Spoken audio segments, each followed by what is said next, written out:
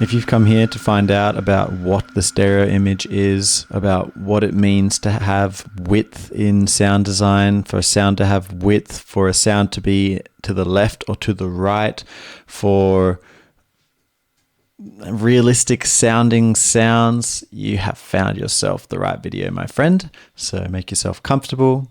I'm Vibase, and I'm going to explain to you all about the stereo image, the fundamentals. What do you need to know? This is a super important concept to understand, and once you do, you can manipulate it to your whim and create amazing, cool, trippy, psychedelic, weird, and fun choices creatively.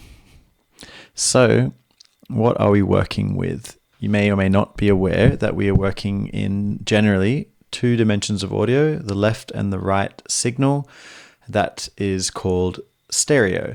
It's a pretty fundamental roundabout way to say it, but essentially we're working in a left side and a right side, and so we have a stereo image because of it. There's other ways to listen to sound. There's like more dimensions than just two. That's like an omnidirectional sound system. We're not going to get into that. Generally, you're most likely working in two dimensions. I'm working in two dimensions. And then there's also what's called mono. So it's important to understand what the difference between mono and stereo are. And so a mono signal is basically one dimension. And you can get a mono signal on a stereo setup when both the left and the right ears are exactly the same sound. So when it's exactly the same volume, it's exactly the same phase, it is a mono signal, and psychoacoustically it's experienced monaural. It feels like it's in the middle. We get this sense of middle, of midline, and yeah, that's the mid of our stereo image. And if we have the mid, we also have the sides, right? And so what's the sides? And the sides are basically anything that isn't the same in the left or the right ear. And now this could be volume, or as I said before, this could be phase. And a quick little one sentence crash course in phase. All sounds are waves. So our right ear is getting given a waveform and our left ear is given a waveform. And if there's a sound in your mix, in the layers of your song, that is coming into the right or the left ear slightly timed differently, and that could be using effects, and or if the volume is slightly different, so you have two channels of the same sound and the left ear, one's going to the left, one's going to the right, and the volume is different, and that's going to create stereo. And we're going to hear that. And I'll give you some examples in a moment in Ableton of that. In my previous video that I just put out, I actually talked about how to add width to a sound in a lot more depth. And this is a bit of a follow-up because I feel like this is a more fundamental talk to give you an understanding of actually what is the stereo image and what is mono and what is side, to create a bit more of like context as to why are we doing this. And we're going to talk about how adding dimensionality like this to your sound creates more realistic sounds. And then what does this mean for making music as well, and where sound's supposed to be placed. So let's jump on into Ableton. Woo, here we are. So I'll give you an example of a sound in mid. In my last video, I used a ozone imager, which I have here. And this is basically a little graph that shows us the stereo image. I'm not going to get into it. Check out the last video. I talked about it a bit more. So this sound, it should be totally mono. It's a bit of a buzzy sound. Yeah. It kind of, it might sound like it's got some width to it, but essentially it's in the middle. And then I'll show you what it sounds like if you add some width to it using the Haas effect, which is where you delay the left and the right side from each other.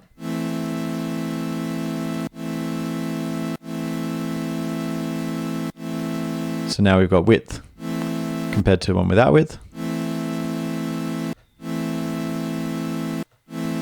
Of course, you're going to need headphones on to really experience this. If you're just listening on your phone, you might not really get the full sense of this, but some phones do share a stereo information if you're listening to it on its side. But what actually goes here in normal songs? So in a normal song, like your kick and your snare, a lot of your drums are going to be fairly centered, or the main drums, the things that you want to really deliver punch are going to be centered. Your bass is going to be pretty centered, at least in the low end. And this is going to create all the oomph in your song. And then what's on the outside is the space. And if you reflect to real life for a moment, we never really get to hear mid. We never really hear mono in real life. Like, even if I'm talking right up close to you, face to face, there's going to be the reflections of my sounds on the walls behind you or to the sides of you, even off your shoulders. There's always these reflections. And so what that means is that sound is going to be traveling from my mouth directly to your ear, but it's also going to travel a longer distance to certain points all around you and then hit you. And so by adding information into the stereo image using things like reverbs and the Haas effect and panning, we create a much more realistic soundscape that feels much more pleasant to the ear. And having that sort of reference really helps, having something in the middle, have something wide. So we don't want to just put everything wide because then we lose the reference. And a lot of what musicality is actually just having like relativity. Having a mid relative to the wide, having a high relative to the low, and it creates contrast and feeling in that sort of way. I wanted to talk a little bit about true panning, like a realistic panning, because if we just are moving the balance left and right, we're just moving the volume up and down. But if you right click onto the C on a track and select split stereo panning mode, you get these two little bars come up, F50L and 50R. And if you wanted to true pan something now, this actually will grab the right channel and move it over to the left. So now I can actually control the width of the sound by, say, putting them both to 0. That's going to be a mono signal. And you can see that if I put an imager onto the master, turn off the stereoize effect. So yeah, you can see here now that's mono, and I can add a bit of width to the left.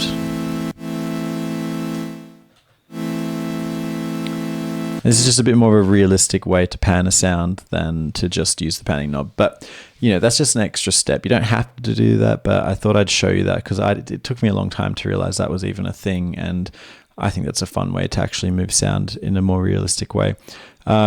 Another example of like adding dimensionality to a sound, if I get rid of this, is to send it to a reverb. So if I add a bit of reverb to it, let's just throw on the hybrid reverb on its sort of stock setting, put it back to normal, and let's...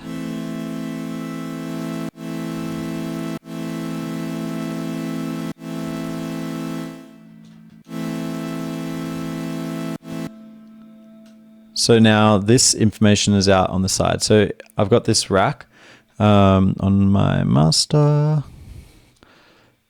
Actually, this one, I've just done a little edit to my mix and master rack, which I've talked about in previous videos. So now I can hear the mono signal. And especially if I put the ozone imager after this, we can see it as well. So that's the mono signal. And this is the stereo. So that's the reverb all together. We get a lot more of a realistic sound. I would want to take out the lows out of this reverb bit.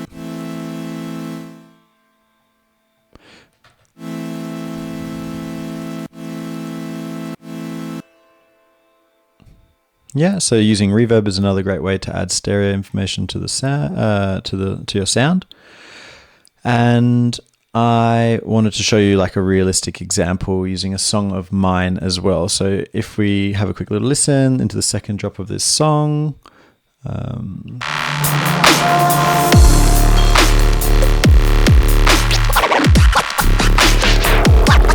right, so that's the whole song as a whole. If we listen to just the mid of it, this is what's going on in the middle of it.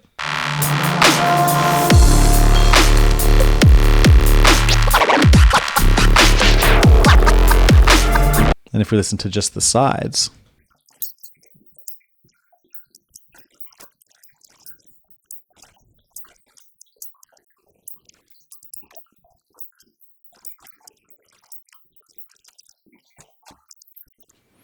Yeah, so all together again. And you can kind of see like there's this sort of general energy that's holding onto the middle and then a splash out to the side.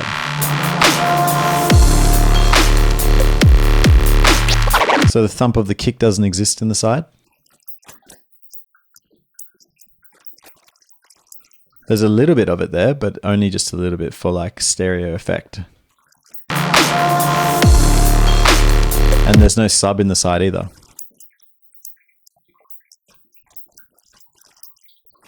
There's the buzziness out onto the side.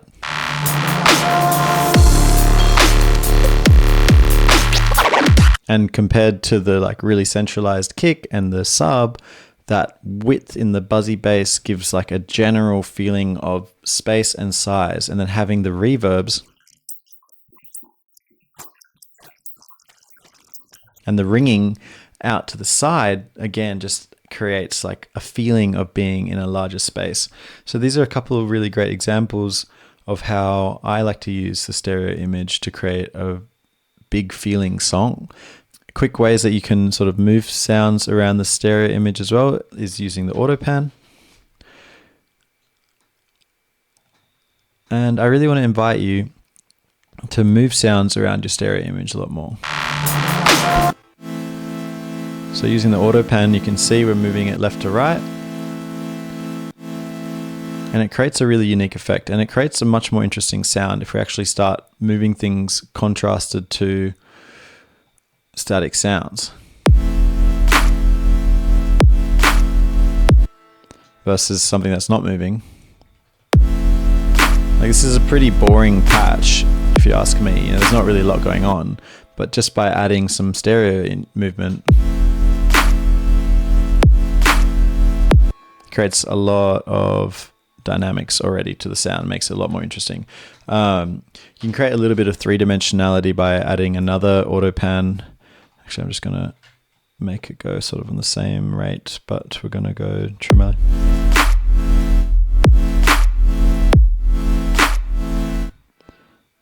And mess around.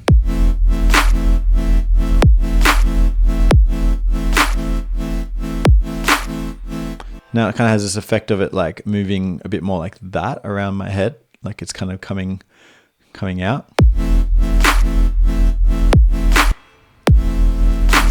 So it's kind of going like straight through my ears like this. All right, so that's kind of fun. I reckon if I put this before the reverb, I might even get a bit more of that effect.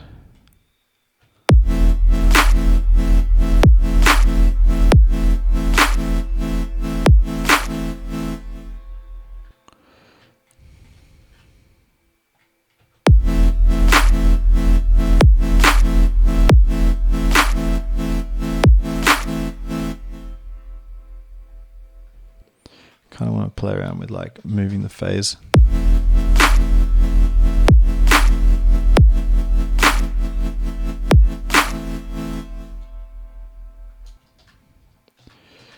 I'm going to group these guys together and create a dry chain and have this fully wet. So now this signal is like completely reverb. And this sounds just the dry. Mix it in a bit.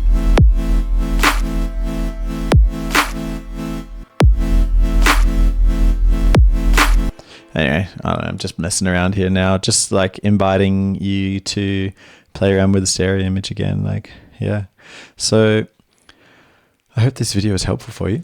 If you did think it was helpful, let me know in the comments. Feel free to also ask me a question in the comments about another aspect of music that you want to learn about. I'd love to make a video for you. Yeah, check out the Discord. We're creating an online community of people that are proficient and beginners, all levels of producers making all sorts of music. We're doing beat challenges, sharing resources, giving each other feedback. It's super cool, super awesome. I hope to see you there. And yeah, give us a subscribe, give us a like, and tune into the next one. I'll see you there. Thanks for tuning in.